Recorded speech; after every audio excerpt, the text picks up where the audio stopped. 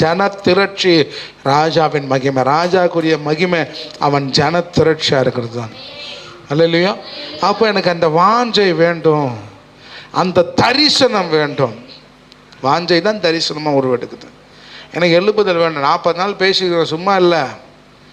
விதைச்சிருக்கிற வசனத்தை கேட்டிருக்கிறீங்க. ஒரு நாள் அது வெளியே வந்து தான் ஆகும்.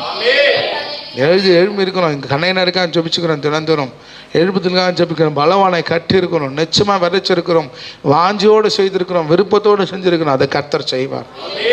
நான் என்னெல்லாம் ஆண்டவரே இந்த கிஃப்டெல்லாம் நல்லா இருக்குது ஆண்டவர், இதெல்லாம் நமக்கு இருந்தால் நல்லா இருக்குமே நினச்சிக்கிறேன். ஒரு நாளும் முட்டி போட்டு எனக்கு இந்த வல்லமையை கொடுங்க ஆண்டவரே, இந்த வரங்களை கொடுங்கன்னு கேட்டதே கிடையாது நான். ஆனால் ஆண்டவருக்கு என் வாஞ்சியை தெரியும், என் விருப்பத்தை தெரியும். நான் கேட்டது நிறைய, வரம் இல்லாமல் பல காரியங்களை கேட்டிருக்கேன், கொடுத்தது கிடையாது ஆண்டவர், கிடைக்காமலாம் இருந்திருக்குது. ஆனால் வர விஷயத்தில் மட்டும் நான் என்ன வாஞ்சை செய்தனோ அதை கர்த்தர்